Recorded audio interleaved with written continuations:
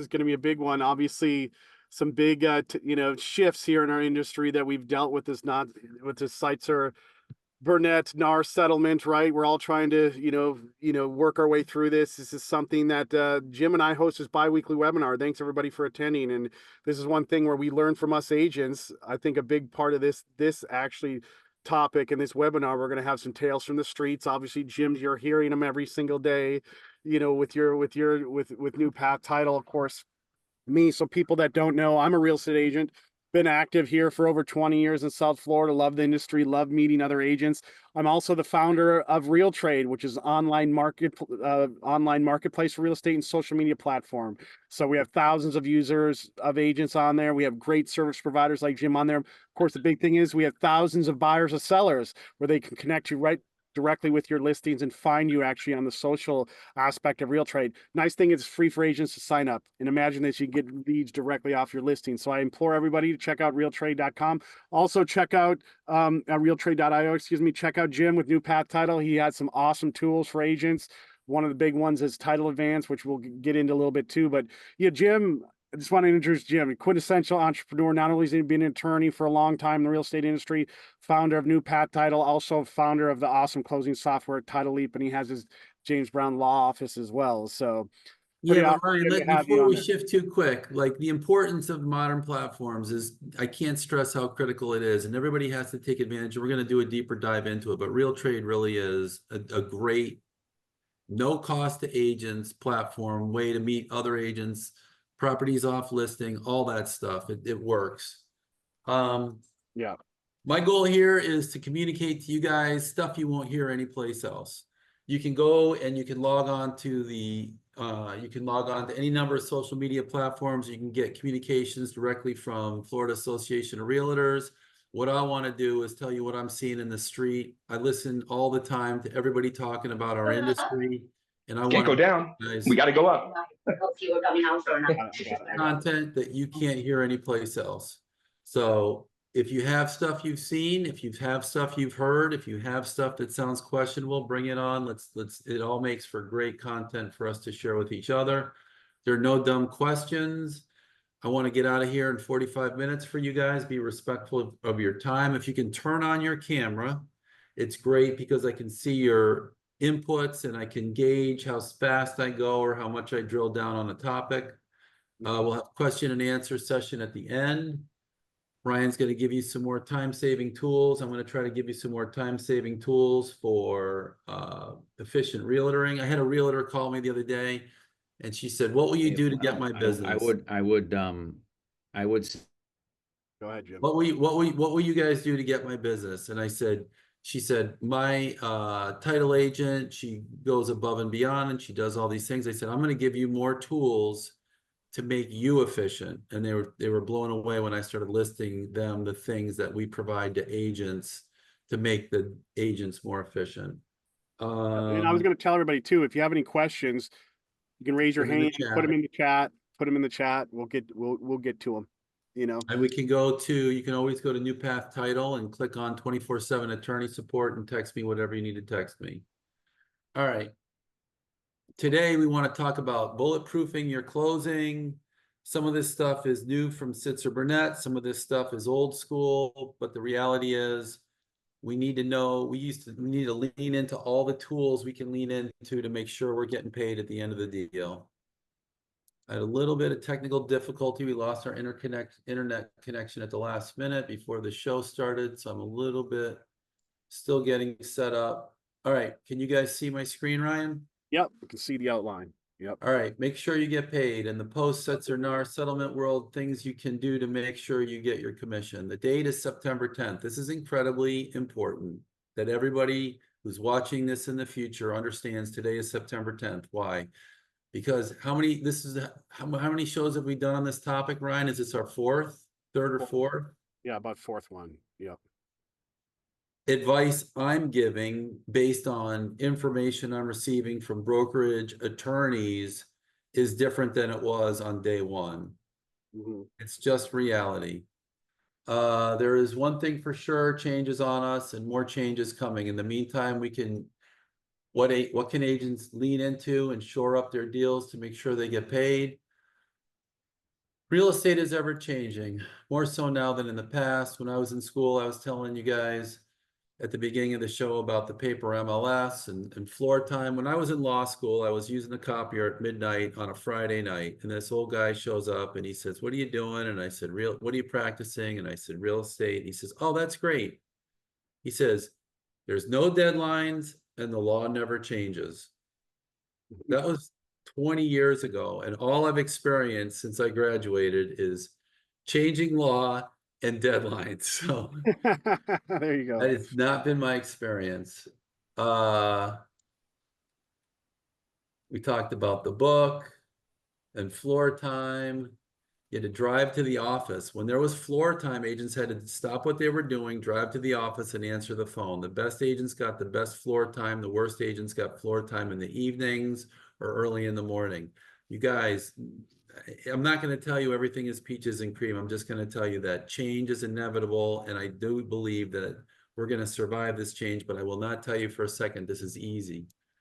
Sitzer NAR settlement, it's just another iteration of the sales evolution process. It sucks, but let's just embrace it. And it's going to get more strict. It's not going easier. This is not a pendulum that's going to swing back and go like, okay, we can start advertising buyers' commissions again, buyers' compensation again. It's not happening. This is not a shock show where we're going to shock you into motivation. I'm going to tell you that we are moving more towards an uncoupled world where sellers agents will never be paying buyers agents again. And it's just a matter of time.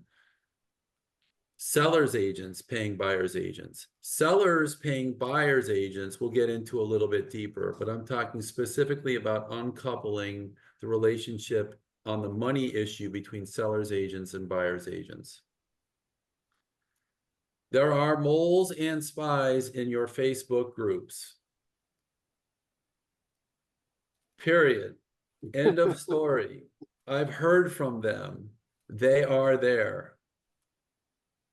North Carolina listing agent cut a 3 into the backyard of their listing, flew a drone over the yard and made it one of the shots in their pictures and got fined.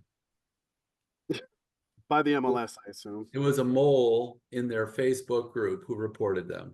Wow. The good news is now, you guys, we have to have fun with this, right? We're only around for a short time. We're not around for a long time. We're here for a good time. We got to have fun with this. The good news is now buyers agents have to talk to you before they make offers. That's a good thing. There's a whole lot of conversations. How many times have we gotten offers and we wish we had talked to the buyer before they made this offer? Now that stuff is going to happen. Get used to sellers not wanting to pay buyers comp. I have met with sellers this week, me personally, clients I represent, and they tell me the craziest things. We'll go into it in a few more minutes. But we're not paying compensation to the seller's agent, and we're not paying compensation to the buyer's agent. Then I've had a few say we're not paying compensation to the seller's agent. We'll talk about how to handle that. But they are regularly saying we're not paying compensation to buyer's agents. There's one agent I've heard, and I don't think it's necessarily not true. Why offer 3 if the buyer's agent's already willing to accept 2? And you don't know that until you've had the conversation. And we've seen it in-house over and over. I just saw it a couple of days ago in a $13.5 million deal. The seller was willing to pay more than the buyer's agent had signed up for. So now there's more money flowing into the deal than had to flow into the deal. So waiting for the compensation discussion until the offer comes in is not necessarily the worst thing. We all know the stats on how much better your listing looks if you're paying buyer's agency ahead of time and you announce it ahead of time. We all know the stats, but just get used to the fact that more and more sellers are going to say, I don't want to pay buyer's comp, and that's not the end of the world. If you don't believe more change is coming, take a look at the bottom of every single form that's been given to you by the Florida Realtors. They won't even take a position on where they think the industry is going. At the very bottom of every single one of your forms, it says, This form is not a legally, it cannot be relied upon for legal implication. There you go. Our agency, our association will not stand behind where they think this thing is going. And that's, you know, it's just a reality. And I tell this all the time, you guys, we just have to be more critically thinking than ever. If you hear something, whether it's on social media, whether it's, I hate to sound so emphatic. I got to tone it down probably a little bit. But if when you hear something, it doesn't matter where it comes from. We have to drill down on who's telling us this and what is their motivation.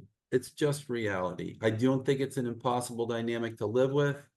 I love the fact Amy Jo is nodding, and that's part of the reason why I like the cameras, but it's just reality. We have to consider the source, and that's the first step in critical thinking.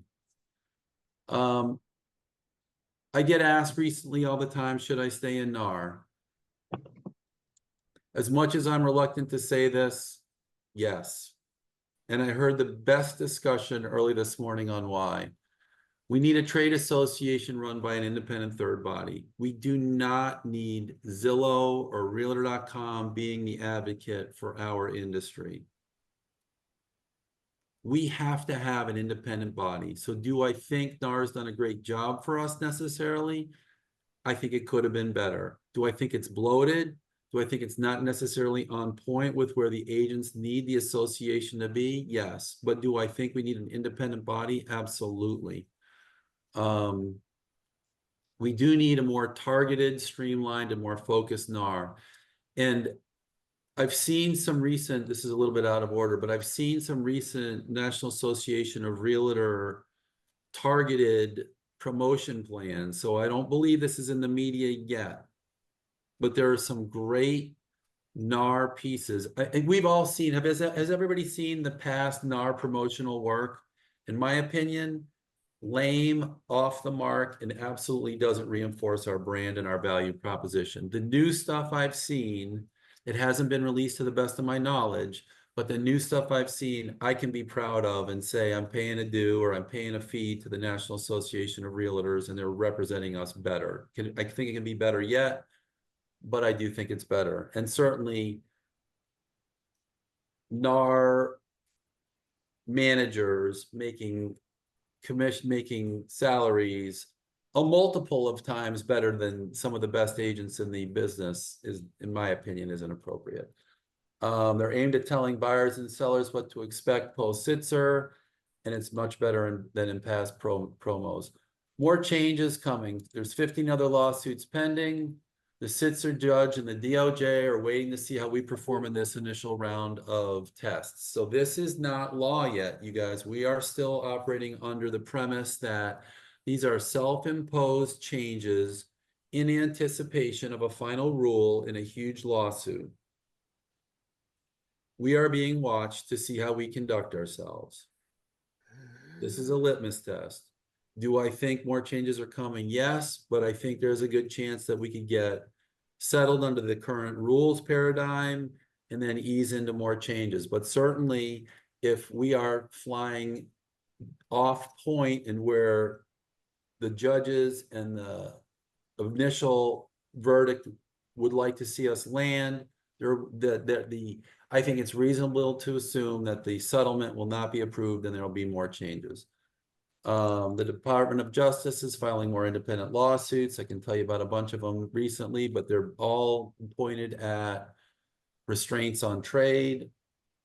We talked about this. And the final goal in all of this, I would tell you, is uncoupling, 100% uncoupling of sellers, agents, paying buyers, agents. And then I think ideally, but I don't think it's realistic, sellers not paying buyer's agency. But I won't go there because I won't go that far because I don't think you could have a rule that's not a restraint on trade that says sellers can't pay whoever they want to pay. I mean, that's incredible, right? I mean, why would they ever? I mean, if it's an agreement between the seller and the buyer's agent. What, Yeah, I don't think, it's the same thing as, and I liken it to, you lost your dog and you put a sign on the light post and it says $100 reward paid for anybody who helps me find my dog. Doesn't say you have to find the dog. It just says you're paying a fee to anybody.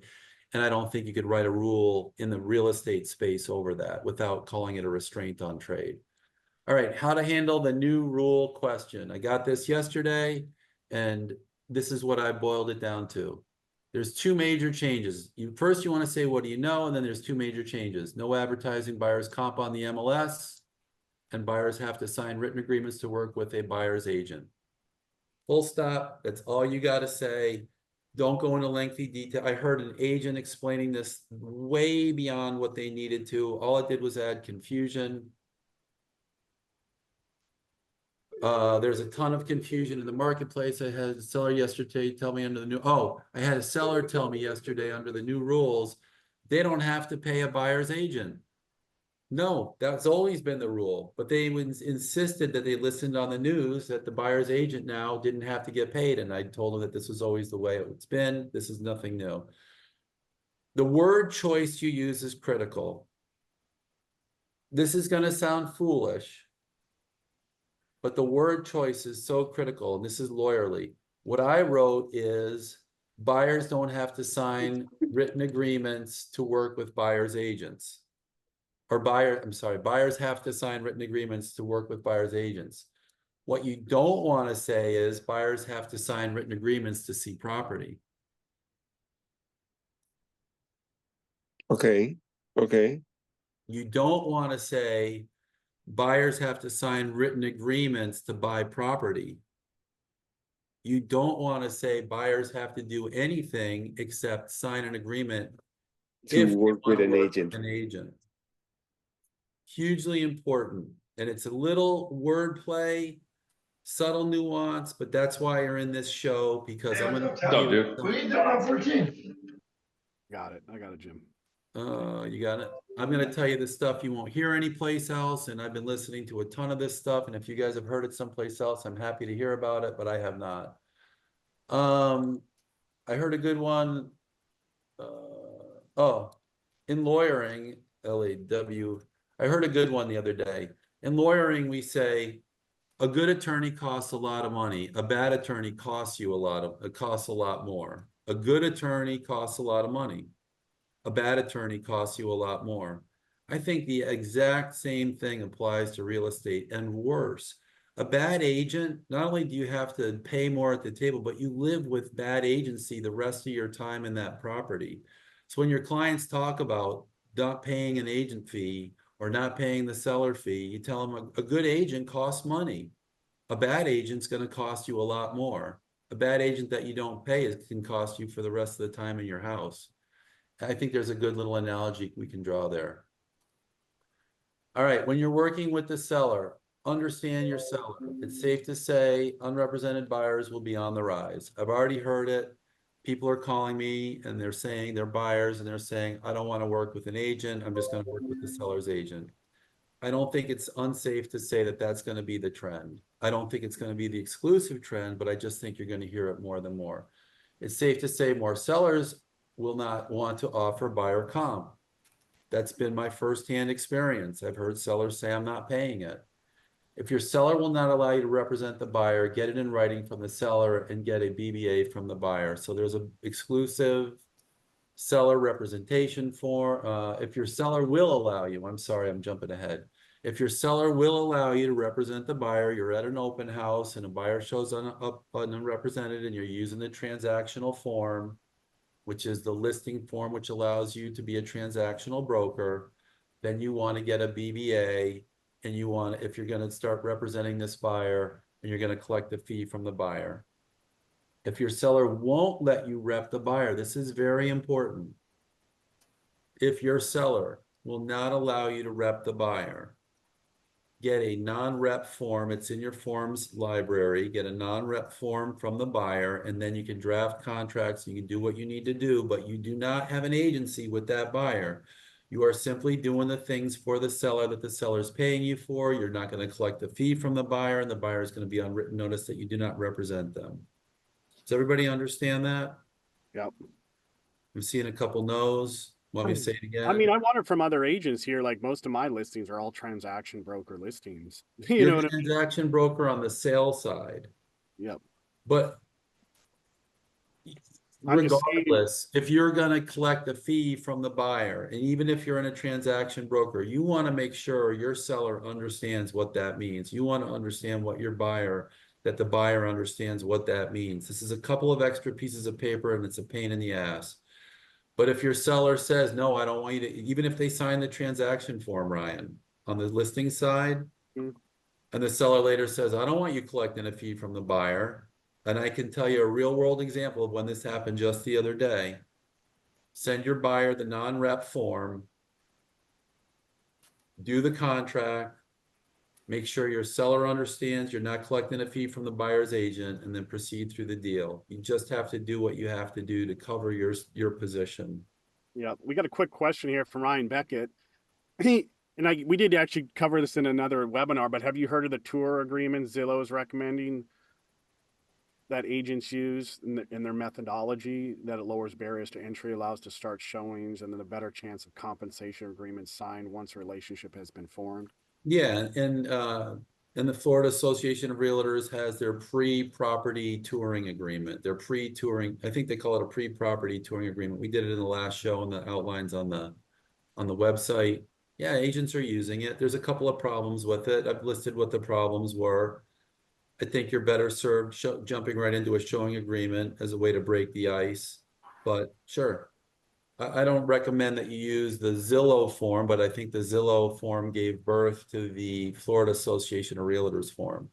Yeah. Throughout the transaction, make sure you tell the buyer that you recommend they get representation. There are testers out there. I've already heard from a few agents who got tested and fined. And if you're not saying this, you need to be saying this. You recommend that they get representation, whether it's from an attorney or whether it's from their own agent. If they insist they don't want representation, then you have to give them that no rep form if you're already being paid by the seller. EXP has an unrepresented buyer form that you can use if you're an EXP agent. Sellers are getting cagey and they're saying, I don't want to offer compensation. I believe this will happen more and more. If they say they don't want to offer buyer's comp, tell them it may be in the offer. You gotta set the expectations early. You gotta tell them it's likely going to be in the offer. Buyers are now signing buyer's agency agreements, and this is a big part of the transactions now. When buyer's agent calls and asks about compensation, you say, put it in the offer. This is just going to be our standard boilerplate response. Buyer's agent calls and you just say, put it in the offer. Unless the seller is offering compensation and they've agreed to, and it's listed in the MLS. But Well, it's not listed in the MLS, listed in the listing agreement. no, I'm sorry. The concession, I shouldn't say compensation. Yeah. The seller can list the concession in the MLS. They can't say it's tied to compensation, but the seller can list the concession in the MLS. And so if a buyer's agent calls and says, is the seller offering concessions, just say, put it in your offer. If it's in the MLS that they're paying concessions, obviously they're aware. But I mean, it clearly states that the concessions can be for anything, right? It can't be just for the buyer's agent compensation. It could be for anything, right? It does say- Correct. But we have several, I've seen several transactions where the buyer's agent was willing to take it 2. Mhm. And the seller was offering 3. So what happens to that 1? If you're a buyer that's thinking, you're going to say, put it back in the deal. But then why am I paying it? You know what I'm saying? Yeah.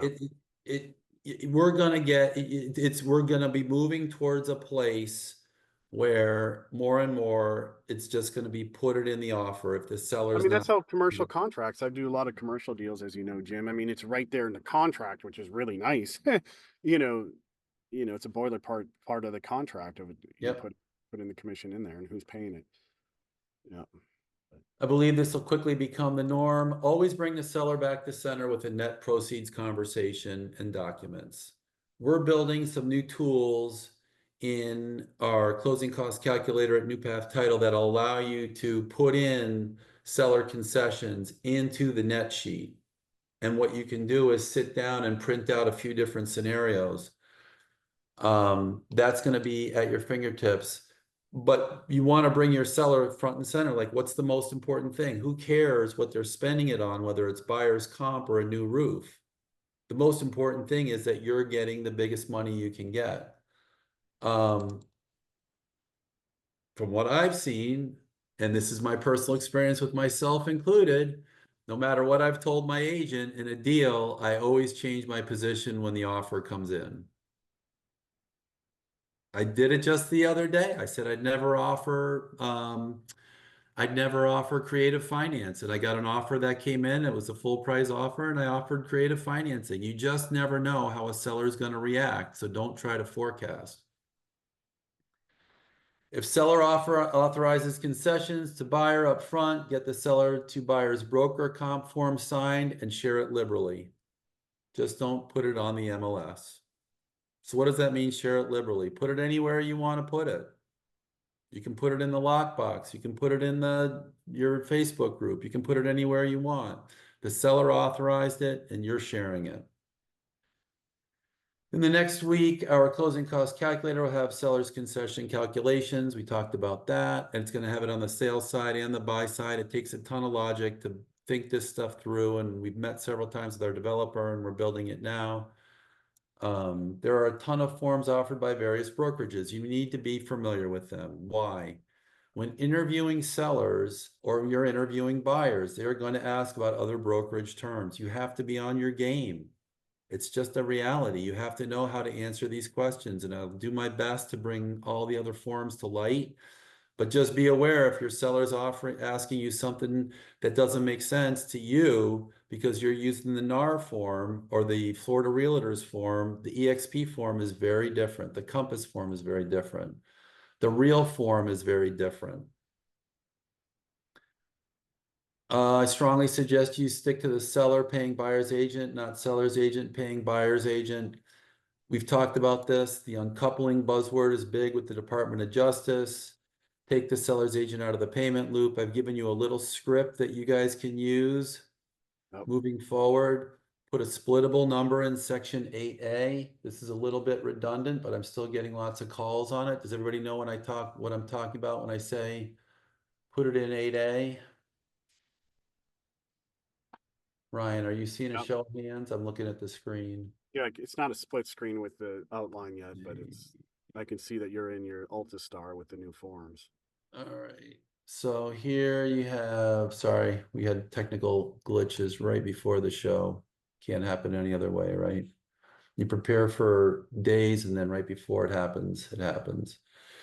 So here you have the listing agreement, owners, let's see, exclusive transaction broker.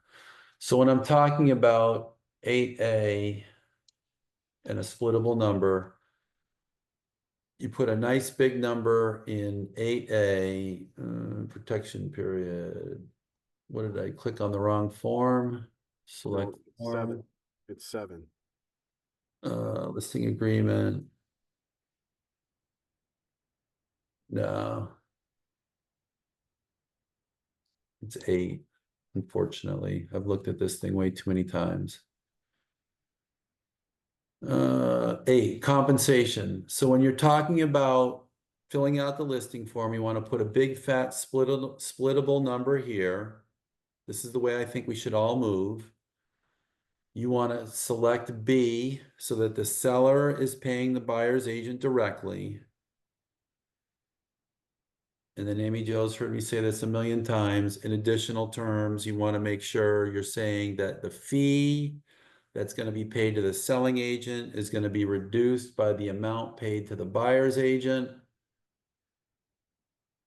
not to exceed a certain value. So what I've been telling agents is broker's compensation shall be reduced by the amount seller pays buyer's broker. However, the compensation due broker shall not be less than 3%. I'm going out on a limb, you guys. I'm not getting a salary from the Florida Association of Realtors, the National Association of Realtors, but I'm willing to take a position to help you guys get to the goal. And that's obviously going to be affected by whatever values you select. It's not, those aren't engraved in stone. Those are just examples. Before you use this, get your broker's authorization if you're not the broker. What can you put in the MLS or use to advertise buyer's comp? Well, we talked about you can't cut a giant 3 in the backyard and fly over your yard with a drone and take a picture of the 3. In the MLS, this should be comp capitalized. You can write without getting penalized. We love buyers brokers. Seller will entertain buyer's broker compensation. Have you guys heard this being told to you from anybody else that you can put this in the MLS? So the seller will entertain buyer concessions. Yep. I'm sorry. Seller will entertain buyer. Let's see. How would be a better way to? We love buyer's brokers. Seller will entertain buyer's compensation. Ooh, but I don't know that you want to put compensation in the MLS. No, you don't want that. Seller will entertain concessions to buyer. I'm just going to say that. I hate to sound so particular, but all the word choice is very important. There, you can't. I don't want to say over wordsmith or overthink it, but you just have to think from two positions, two perspectives, the buyer's perspective and a regulator's perspective. Yep. I just met a young agent fined $500 for putting their listing agreement with the buyer's comp in the broker section of the MLS. It just happened. It's the one you know about, Amy Jo. I hate coming back to you, but you know about this one. And it just happened the other day. And they thought they were a young guy, super eager. Jessica heard about this one. They put their listing agreement in the MLS and they got fined within, I think it was an hour or 2 or 3, did he say? And it was $500. Was it honest? Was it an honest mistake? Yes, he was not trying to get one over, but they're watching. Don't ask me how, it must be AI. Flyers in an open house. It's not a problem to have flyers in your open house with the seller's concession to buyer. On your brokerage website, on your Facebook site, on your social media, you can advertise sellers concessions to buyer. You can't put comp offers in the lockbox. You know what? I think I said something wrong earlier too. I did listen to a attorney for a brokerage saying don't put buyer's comp offers in your lockbox. If I said it earlier in the podcast, it was an error. The lockbox is deemed a product, a tool, a instrumentality of your MLS. So you can't put offers of compensation in the lockbox.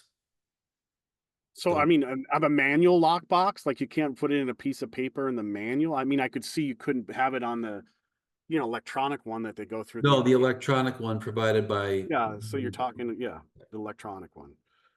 So how should I word this, Ryan? No comp offers in the lockbox provided by your MLS? Well, Supra. It's the Supra. So on Supra, you could, which a lot of listing agents do, Jim. So they hook up the listing with a Supra lockbox, right? So buyers agents can go on the MLS and actually, see when the reservations are for the listing, and they can pick a time that works for them. So they didn't even have to call the listing agent. They then get listed. Okay, it's open that time, you have it. But from my understanding, the listing agent cannot put in the Supra system, hey, I'm paying a buyer's, 3. No. So you can't put that. Even if it's a comp form, even if it's a compensation form signed by your seller, just like you can't put it on the MLS, you can't put it in the lockbox. Can't put it in Supra on Supra. But I'm just saying, I mean, if it's the old school lockbox, right, where they put in the code at the door, put a piece of paper in there. Your lockbox that you paid for that you hang on the door. Yeah. Or you write it with fingernail polish on the lid of your lockbox. Don't put. I mean, you can put it on. I mean, you can put it on the sign, Jim. Right? You can put it on the sign, right, on your for sale sign in front of your house. You can say, "Hey, offering, buyer agent friendly, 3% or 2.5% or whatever." So there was this is the one I've told before, but I'll tell it again because I love it. The agent said, we love buyer's agents and we always leave cookies on the counter that show how much we love buyer's agents. And they had 3 cookies on the counter and they got fined. Decoupling is real, it's coming, Hey, embrace it. Jim, Federico just asked this quick question. We got Yeah. some questions coming in from Ryan Beck and Federico. Are we still using this contract is contingent on seller side paying buyer's agent 3% at closing in the additional clauses of their Yep. offer? Yeah. We're gonna get to that in a minute. Yep. Okay. Good. Yeah. Uncoupling is real. Just get familiar with it, embrace it. Your next seller has no idea how you conducted your last sale. So we're uncomfortable changing directions. But the seller you sit with today has no idea what happened in the past or is familiar with past practices. So you just want to speak confidently and project like this is the way it's always been done, and they're gonna buy into that energy. If you're reluctant or you're hedging, and I've heard agents say, well, we've never done it in the past this way, but this is how we're gonna do it to their client.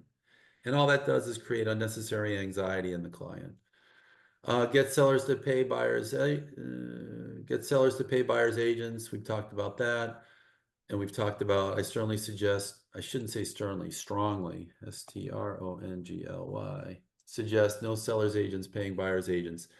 There are some brokerage attorneys out there, national brokerages, and they're not letting their agents pay the buyer's agent. There's a reason. They're forward thinking. There's a reason why our local realtor board is still allowing it, and that's because, in my humble opinion, they want to collect dues, and if they throw forms out there that rob you of your previous ways of doing business, it's tougher for them to collect dues. But I don't necessarily think it's in your best interest. I think you have to make that B election on the form we showed. Make sure the buyer's lender knows what portion of the deal is buyer's compensation. So whether you're on the buy side or the sell side, if the lender's considering the compensation offer part of the thing that the lender is financing, it's going to decrease the pot that the buyer has to dip into, and it's going to hurt the position of the buyer. So you have to make sure that the buyer's lender is not considering the offer of compensation included in the calculations that the lender is going to use against the buyer. Even if you're on the sell side. I know I just saw a seller the other day who was more knowledgeable than the buyer's agent and said, hey, I think you got to talk to your lender about the underwriting. We have Jeff Stewart on the call. Have you had Jeff? Jeff's a lender, great lender. I use him. He's awesome. Have you had any issues yet with the buyer's compensation coming from the buyer hiccuping any deals yet? Here, I just asked you. You're muted, Jeff. No, I haven't had one yet that specifically points to that, but I was waiting on to ask the question, but Jim kind of got to it before I asked it. But I can see that being a problem if it's not specific. Yeah. And I saw a seller's agent bail out the buyer's agent on the issue. The seller's agent said, hey, you better talk to the loan underwriter. I think they're counting it against you. And the buyer's agent said, what? And sure enough. When your client is the buyer. So we talked about when your client is the seller. Now we're talking about when your client is the buyer. Some of this is redundant. I'm still getting a lot of phone calls on it. Make the offer include buyer's compensation. This is to Frederico's point. In the offer, if that's what the buyer wants, regardless of whether the buyer's concessions are offered in the listing. My opinion on how to make offers, whether or not the listing shows the seller is paying buyer's comp. In paragraph 20 in the contract, right? This contract is contingent on seller's side, not seller, not seller's agent, seller's side paying buyer's agent 3% of the purchase price or whatever commission you guys want to land on. Have your buyer sign the offer. Send the offer to seller's agent. With the offer, send the seller to buyer's agent compensation agreement with the same percentage as the contract offer. Mm-hmm. I've said it in the last show we were on. I'm hearing about it more and more from brokerage attorneys all over the country. This is just what we have to get used to. And when I say seller's side, that's for a specific reason. Right. I mean, just to be clear, guys, in paragraph 20, this is protecting your commission as the buyer's agent right in there. on paragraph 20, this contract is contingent on seller side, paying buyer's agent 3% of the purchase price at closing. And then in addition to get the compensation agreement, which is in your Star forms and also, on your MLS as well. Then there's no getting around it at that point. And by saying seller's side, you've captured sellers paying buyer's agents and sellers agents paying buyer's agents. But you want to send over the form that's the seller paying the buyer's agent. That's my opinion. And if they say, no, the seller's agent is paying, then you counter with the seller's agent form, but lead with the seller paying the buyer's agent form. Have your buyer sign the offer. Ryan said something very subtly when he was explaining what was going on. If you have everything in the offer, there can be no allegation that the agent was steering the deal to transactions that were offering comp. So if everything is in the offer and the buyer signs the offer, everybody's on the same page. There's no buyer leading the deal there's no buyer's agent leading the deal by saying, hey, before the offer comes over, send me a copy of your seller's comp form, which I've heard lots of agents doing. Send the offer to the seller's agent. With the offer, send the seller. We talked about that. I would not, and I'm catching flack for this, but I would not contact the seller ahead of the offer if your only contact to the listing agent is, hey, is the seller offering buyer's comp? I would just take that out of your toolbox. And if you're going to talk to the seller's agent ahead of the offer, great, but don't make your only conversation buyer's comp. Why? Testers are listening and they're putting up listings to make sure that agents aren't leading the conversation with who's offering comp and who's not, and those are going to be the offers they make or not. Is that clear? I mean, yeah. I mean, it's just crazy that they have, moles in the system here that are, checking to see. I mean, I've had a lot of listings, and there's like I said, a lot of the buyer's agents, that's the first question they ask, what And compensation. I'm hearing it all the time. I But if know. we get into the habit of making and you guys, listen, if you have strong opinions about something or I say something that's inconsistent with the way you want to practice, I want you to speak up. That's the value of this community. We help each other. I always say iron sharpens iron. What's up, Pablo? I have a question. One of my listings, I have a text message from an agent. I believe it was one of the big companies. That was asking if the seller was paying compensation. I mean, I'm telling yes, and I answer in a text message. Is that okay? Or? I don't think there's any problem for a listing agent to answer the buyer's agent question.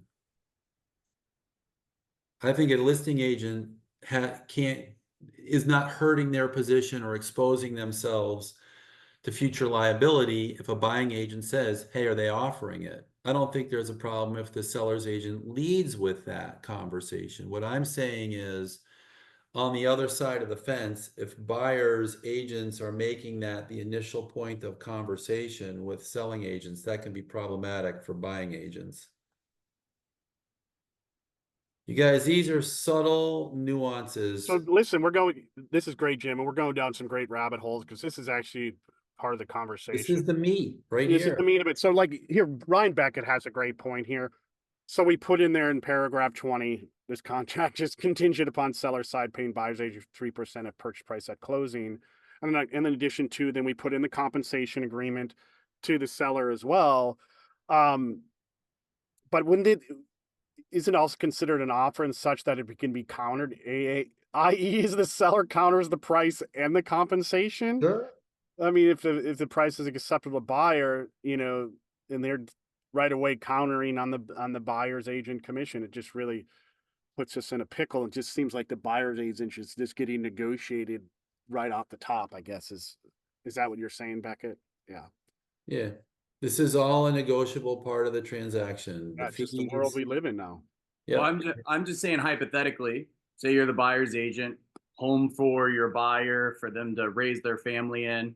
Seller says yes, accepting price and all terms. 1%, no commission, whatever they counter on that, as a buyer's agent, you're handcuffed. What are you going to do? Well, you've got a BBA that says you're gonna collect the balance of your fee from the buyer. Right. Yep. You can raise the price of the property. You can always counter with raising the price. If they insist they want to get that concession, they want to get that fee in the deal, you can raise the price. Brings up a good point, the BBA, right? I mean, if you have it, Ryan, at 3% with your buyers, then they're going to have to pay the difference. But, I've heard a lot of agents they're just going, hey, they sign the BBAs and they add in there that, if the seller's not, that they won't make the buyer pay, that they're going to put every offer and work their hardest to get the seller to pay. And in the event that the seller doesn't pay, then, they're flying naked, as they say, Jim. Yeah, and I really wanted to spend a significant chunk of time taking questions and having answers, and maybe we'll have to push that into the next session because Yeah. we're gonna run out of time and I want to be respectful of everybody's time. We might have to do a bigger question and answer, but Tajay's got and Christian's got a bunch of really good, successful outcome stories on these exact topics, right? This is not, nobody's doing the volume of business they were doing a year or 2 years ago at this time of the year. But we're like the lifeguards. We get to see everybody in the pool, and we can tell you about successful swimmers that are navigating this thing, and it's happening. It's working. It's clunky, but it's working. All right, the biggies we're seeing, regardless of who your client is. We talked about this a long time ago. Senate Bill 4D, inspections and budgeting. If you're doing a condominium, I cannot tell you how many deals I've seen. This is the focal point, right? Forget about Sitzer NAR. If you're in a condo deal, you have to know the Senate Bill 4D milestone and inspections issue inside and out. The enormity of this issue can't be stressed enough. It affects every condo deal we see. Tajay, if you want to chime in at any point, you can feel free. Don't rely on estoppel letters. We saw one the other day. You cannot even rely on the estoppel letter. Why? They come late in the deal. And Tajay and I saw one the other day. Christian saw it. It's misleading. They're hedging their bets. They didn't know whether they were going to have a special assessment or not, but they put it in the estoppel letter. What does that do? It just opens the conversation until way too late in the game, and then people are outside of the inspection periods and they're having all these unnecessary back and forths and jockeying. You got to know this stuff. If you're the seller's agent in a condo, there's no excuse for not knowing it. And I hate to sound harsh. You got to get you got to have copies of the special assessments ready to dump on the buyer's agent. It's an invoice. It's a special assessment. If it's been levied and ratified, they'll share it with you. You got to have copies of the budgeting and the inspections. You have to know as a seller's agent.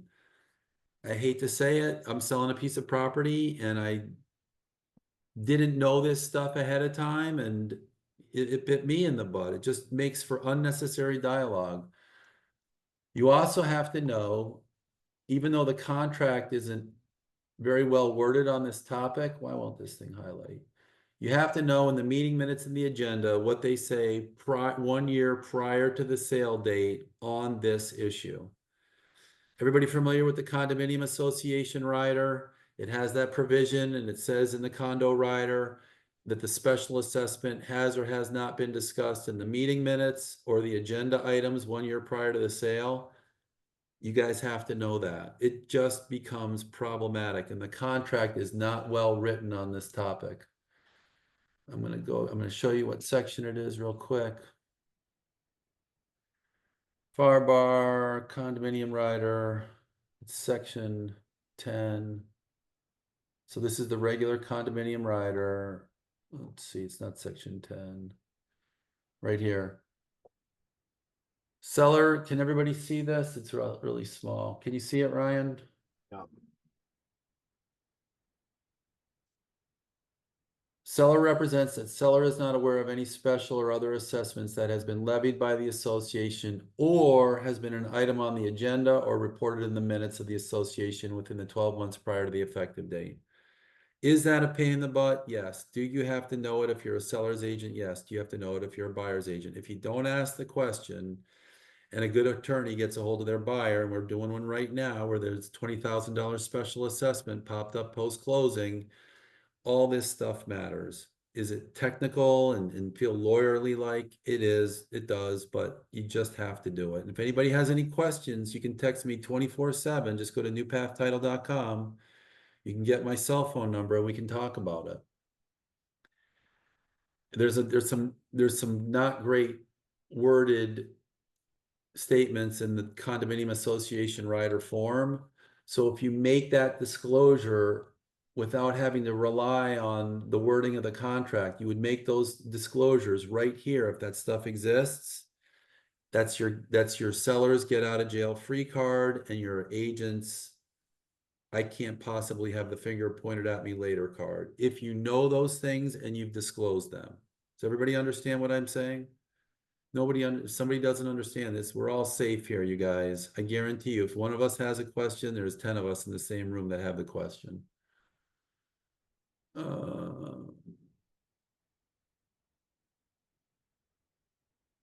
Make all your offers, and I have a form that I've passed around before called magic language. It's just stuff I've seen. It's examples of addendum language I've seen from successful transactions in the past. I'm going to put something in there, but the bottom line is make your offers. If you're on the buy side, make your offers with seller paying all the special assessments at closing related to these issues. And we'll come up with some really artfully worded language to put in there. But the bottom line is, if you're representing a buyer, if you're representing the seller, you know everything about the deal. You know all the milestone inspections and budgeting, and you know the special assessment values. If you're representing a buyer, you want to enter the transaction assuming that the seller is going to pay all those at closing. You make your offer based on that assumption, and if that's not going to be ratified by the seller, you're going to force that conversation to occur early in the deal. I love the fact Ryan's nodding. You're going to force that conversation to occur early in the deal so you're not having that conversation as the stuff comes up later in the deal.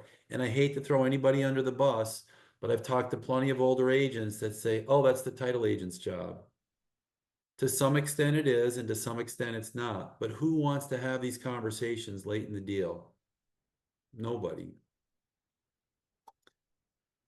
Know your this. So we're taught this is under the topic of the biggies we're seeing not related to Sitzer NAR. Know your creative finance and seller finance options. We did 3 seller finance deals in 1 week. This is real. Seller finance, I hate to say it, but with few exceptions, I've never seen an agent give great, I have seen few agents give great advice on the topic of seller finance. What's the biggest thing that they don't do is they don't advise their sellers to take a big loan to value ratio. What does that mean?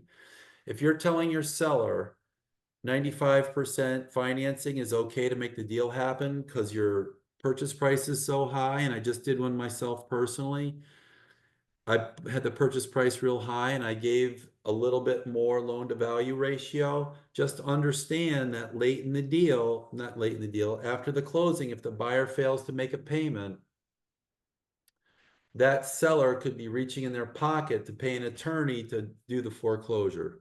So give you an example, if you have a $300,000 sale and you do 90% loan to value, the deal is going to be financed, let's 95% loan to value. The seller's only going to receive a couple of grand at the closing table. If the buyer doesn't make a payment, now they have to go out of pocket more than they received at the closing to hire their attorney. Does that make sense?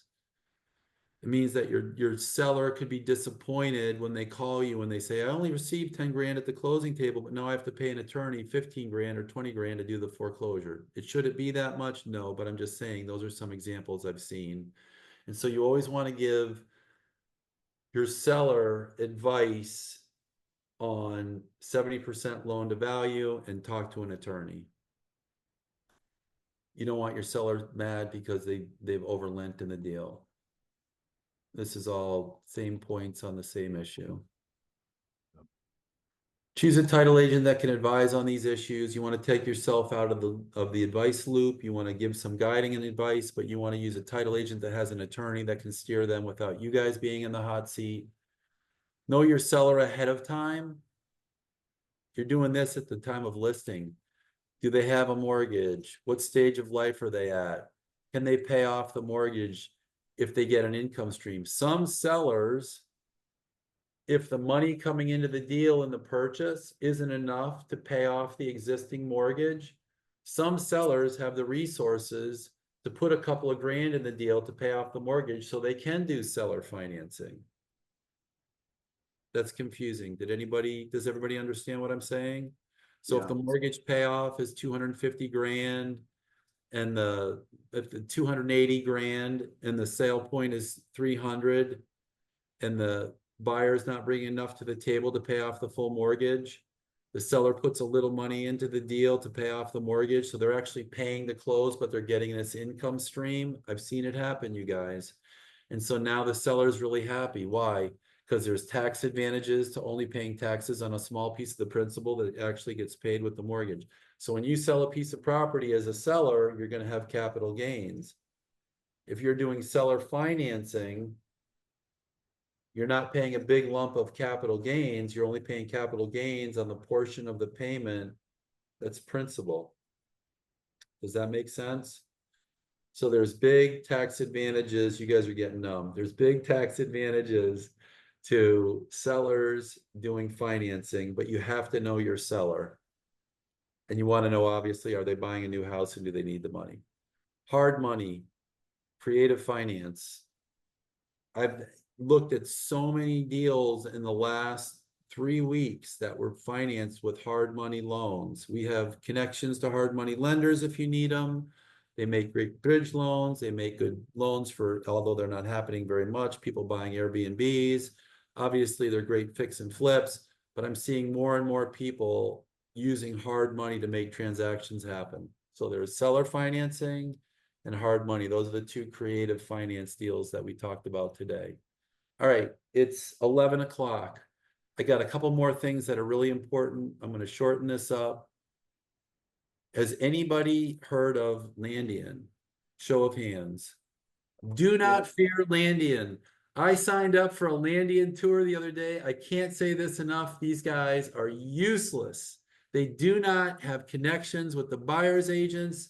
They're confused. The platform is terrible. I have agents that have tried to become agents of Landian. You guys, this is beyond beta. Do you know what beta is? Beta is when you're testing a concept and some of it works and some of it doesn't. This is beyond beta. I mean, I see it in the outline, but just so everybody knows, this is founded by the plaintiff in the Sitzer lawsuit. The plaintiff that filed the Sitzer lawsuit went out and started their own platform. They had a name, they got some funding. Do not fear this platform. Your buyer says, we want to try Landian. You say, be my guest.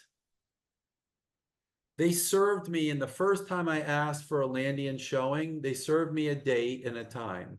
I clicked yes. It came back and it said, do you want a second choice? I said yes.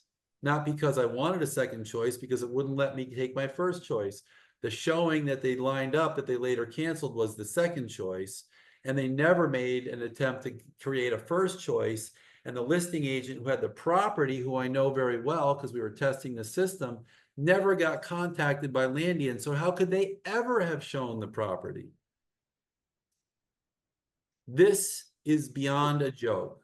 There's too many moving parts in that whole system, Jim. You guys, the value of an agent can't be overstressed for exactly what Ryan just said. Yeah. And did they charge you the $49? They came back. I had a screenshot. We had a technical glitch and I couldn't put it on my outline. They came back not once, not twice, not 3 times, 4 times. They said, we're canceling the appointment. First, they said, we're going to give you the backup date. Then they said, we're canceling. Then they said, no, we can make the backup date work. And then they canceled 3 more times with 3 more emails. It was so redundant, so confusing, so non-productive. And then I started getting a text from the Landian office. If you call the support line on Landian, you get a number that was not hooked up as of the date I called, which was a day or two ago. If you call their 1-800 support number, if you get the message, it's not connected. The agent that was texting me from Landian was confused as to what the transaction was and didn't know the state. And then later said, we apologize, we're going to give you your money back. Is everybody familiar with their fee structure? I'm not even going to go into it because since I've written this outline, I just learned how much of a joke it is. But I will say this. We all know that Estamos riendo, me estoy hasta cagar la risa. we all know that Fui a ver a offer starts the conversation. It's not the entire conversation. And so I don't think it's possible, and we weren't able to get a definitive on it, but some agents may want to offer Landian as a loss leader if you're a young agent, but I don't think they're going to allow it because you know what, everybody know what a loss leader is? Loss leader is when you give something away to get something more later. And so if you're a young agent, maybe you offer to be a Landian agent, but it's not going to work because all communications in the Landian FAQs, it says all communications have to go through Landian. So if you're going to be an agent that's going to be a Landian agent, every single communication supposedly has to go through their portal. I don't even think they have a portal. But if you're a buyer and one of the reasons you wouldn't go with Landian is because if you're a buyer and you signed up with Landian on Monday, on Tuesday, if you saw a property that you want to make an offer on, you actually have to make it through Landian and you're going to get the worst support. So why would you ever sign up with Landian in the first place? If you sign up with Landian on Monday and you see a property on your own on Tuesday, under the Landian model, that offer has to go through Landian. But we all know the level of support, if that buyer ever applied for a Landian transaction, the level of support is non-existent. So now you're trapped in this portal subject to potentially penalties, contractual penalties from Landian. And I don't want to beat a dead horse, but it's just going to be a failed, miserable experience. Landian misleads buyers and says sellers agents hate getting calls from buyers agents directly. So these are some of the talking points you would use for your buyers that say, oh, we're going to use Landian. When was the last time you were a listing agent and didn't want to get a call from a buyer directly? That's the holy grail of being a listing agent, the double dip. And so they use misleading tactics. Where does the broker fee go in a Landian transaction? There's no room for it. So now what, are agents going to pay this themselves on a $49 showing? You're going to pay a $495 transaction fee. And this model is already done before and it's not taking hold. Redfin and Help You Sell, they've been doing this for years and it's definitely not dominating our market. So in my opinion, the media is blowing the Landian thing way up. Don't fear it. Platforms that are truly helping agents, we're at 1106. Real Trade. This platform that's truly helping agents. Make sure you have an account. Make sure you read your account every single morning before you start doing anything else. Real Trade accounts get listings. We do sales. Just so you know, we have thousands of buyers and sellers guys on the platform. Not all of them register, but they can contact you directly from your listings or your profile. So share your phone number, share your email. They can chat with you right through the app. I mean, I had an agent last week tell me, I have a buyer contact him through the app. So, it happens all the time. So definitely check that out. And then you wanted to get into homes.com. And then homes.com, they've just changed their platform model. They're funded in a big way. Set up a free account. When you set up a free account, it does a cool thing. These are paid accounts. The fees aren't steep. This is a free account. For some reason, this free account is different. They give the listing agent as soon as you land on the page. But then there's other free account. If you don't have a free account, that wasn't to call anybody out, but you don't have a free account, you can't contact the selling agent directly. So if you have a free account, you're going to show up like this. Your phone number, everything proudly displayed right in your listing. If you don't have a free account, you get the name, but you don't get the number and you don't get that proud representation. Yeah, If- and I just want to say on Real Trade, I have to plug Real Trade. You get a photo, so you upload your photo, you get your Yeah. name, get your phone number, everything's right there on the listing. Real Trade is the easiest. How many agents are you up to, Ryan? Over 2,600 now, Jim. Over When we 2,600. started, you were 600. This Yeah. thing's growing like wildfire. There's a reason, because it works. It's the new model, and I think it's like, and there's an opportunity there too, though. Like, buyers can search out buyers agents too on Real Trade. So just so that you know, like you could snag buyers if they need a buyer's agent, they can search out too as well. And of course, they view the social feed. One thing that Homes doesn't have that we have is we have the social feed, right? Where you can network with other agents, network with the service providers, and buyers and sellers can find you. And then you can advertise all your listings or your services right there, which is awesome. I think that the social element of Real Trade is a value proposition that can't be stressed enough. Homes.com is not offering it. Homes is just moving in a direction to make the listing agent more visible, more transparent. But They're gonna just up their fees to the listing agent, right? So if you want to be I like would a imagine at premier some fee, point they'll they're just- going to get everybody on the platform and start jacking fees. yeah. In the real world, the system is working. Tajay, are you still in the discussion? Let me see if I see him. I don't Is see him. Christian still in here? We're at 11:09. I'll let you guys go in just a minute, but we're closing deals with BBAs. I saw a buyer's agency agreement, a BBA. It was a Corcoran agreement. I don't know if anybody here is a Corcoran agent. This isn't throwing Corcoran under the bus, but just make sure the way you fill out the form, whether you're using any BBA, just make sure everybody understands what it means. When I was the attorney in the transaction, I wasn't able to determine how the buyer's agent was being paid. The agent and the client had one thing in mind. The client had a little different perspective on it. They had two fees in there, and they just said, if we do this deal, the buyer's agent's going to get 2%. If we have to go to the market and fish for other deals, it's going to be 2.5%. But anybody picking up the form has to be able to tell what it means. So what I'm saying to you is take time when you're drafting your BBAs to make sure everybody's on the same page. Make your client repeat it to you, repeat it to them, and make sure that you're on the same page as to how that structure works. There's still confusion over what to send the title agent or what to send the other side. These BBAs, these showing agreements, these listing agreements, that's your agreement with your client. That is not the agreement that you send to the other side or the title agent. That's your agreement with your client. Open houses, this is what agents are reporting to me. Unrepresented buyers are showing up saying they want to go straight to the listing agent. Sellers are willing to pay buyer's comp when put to the test. And agents generally don't like open houses, but more and more they're telling me they are meeting unrepresented buyers showing up for open houses. I don't know whether this is just locally, hyper local, or this is more of a trend, but agents doing open houses are telling me more and more unrepresented buyers are showing up, and it's an opportunity for them to make those relationships. Even if you don't sell them the open house, obviously you can get into them with another house. I want to go over something that came up to be a huge topic.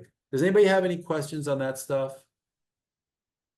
I want to go over something. It's like a water hose, like a fire hose, but there's some really good nuggets in there, obviously, that we went over, but yeah. Does everybody know that title is not, in Palm Beach County, is paid by seller, not by law, by custom? Title is paid by buyers in other counties, not by law, it's by local custom. If you guys have a relationship with your title agent, who you like, regardless of whether it's me or somebody else, you can write in paragraph 20, the title agent is, and you want to say the closing agent, capital C, capital A, the closing agent is. You can still elect, if you're representing the buyer, you can still elect seller is paying for title. But in paragraph 20, you can have, and you're making your offer, the closing agent is New Path Title. If the seller signs it, regardless of whether they're paying, now the closing agent is going to be the closing agent you like to work with. If you're working with a seller and you're in Broward County and you really like a particular title agent, you want to control as much of the deal as you can. In paragraph 20, you can still earlier in the contract where you have the title election, you can still have the buyer paying the title agent fee, but you can have the seller choosing the title agent. If the buyer doesn't mind, if the buyer doesn't care, you've lost nothing and you've gained a strategy leg hold in the deal. So I want to make sure everybody understands that. I'll make the outline available. I went way over, you guys. I'm very sorry. If you have questions, I'm available to answer them 24/7. Ryan, did you want to say something before we close? No, Jim, thanks for doing this for us. Like I said, Jim's an attorney. He's putting himself on a limb here, trying to help us agents secure our commission. I mean, that was a big topic, obviously, on this webinar. I want to thank you enough. And I just do want to give Jim a great plug here with New Path Title. I mean, he has this awesome closing software called Title Leap, which is like a free contract coordinator for us agents. They keep track of all the drop dead dates. I love using it. It's tough for me as a buyer's agent sometime with these other title companies. They're not as organized. They don't have Title Leap. Also, you definitely want to use, it's a free service for Jim called Title Advance. Okay, I use it on all my deals, on all my listings, and now too when I'm representing the buyer, because it's basically like a free title report that you get ahead of the deal, and if there's going to be any kind of craziness going into the contract that needs to be addressed, especially as a listing agent, because you don't know if there's some kind of crazy lien. You don't want to have surprise here 2 weeks prior to closing that there's some kind of hair on the deal, and then that the deal might not close. I've had that happen. And then you got buyers that are buying property and kids are starting school, or you got dads and moms that have to start work on a deadline and they're tight closings. Don't make offers on properties that have title complications, don't have open permits, code violations, all the things that can hold up closings.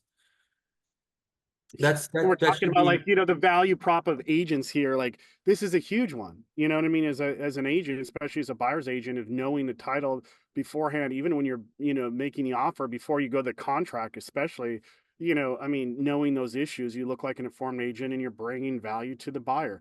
Same with you representing the seller. If you differentiate yourself as a listing agent going into these different sellers, that you're more knowledgeable than they are on the property that you're trying to sell. One thing I wanted to mention earlier in the show that I didn't, if you guys are doing deals and your buyer financing falls apart and you need hard money lenders, we have hard money lenders we can refer you guys to, and you can get paid. You can get paid a point, you can get paid whatever they're paying out. You can get paid as an agent in the deal making the referral. That's only on hard money lending, though. On hard money lending, yeah. Yeah. You can get paid. And I have to say one more thing too. It has to be it would have to be non-owner occupied. So that for you to get a point, it would have to be non-owner occupied. It's got to be 1 to 4 family, non-owner occupied for a buyer's agent to get a point, or get a fee. But anyways, we have hard money lenders that can absolutely help you out. That's all I've got. We have the law firm. It's full service law firm. If you guys have anything that you need done with regard to evictions, ejectments, partitions, if you got 2 owners of a property that can't get along and they want to do something different with the property, one wants to rent, one wants to sell, we have a tool called partition. We can make sure the sale happens and you guys get your commission. We're using that for quite a few agents who are in the podcast today. Partition is a tool available to agents. We can also estrange spouses. If you have properties that have to sell with estranged spouses, nobody knows where they are, we can get those properties sold. Ejectment, not eviction. A lot of attorneys will use the wrong tool. So if you have somebody that's staying in the property, they don't have a written lease, a tool we can use is ejectment. It removes a lot of the defenses a occupant may have, and it gets you to the closing finish line quicker than eviction if it's wrongly implemented. That's it, you guys. It's been a pleasure. I'm not getting enough texts from people, and I know people have questions, so don't hesitate, because everybody, the first thing they say to me is, I hate to bother you. I know your time's so valuable. This is the most valuable way I spend my time. So email or text me and let me know what's going on. I want to help. Thanks, Jim. Thanks, everybody, for attending. Till next time.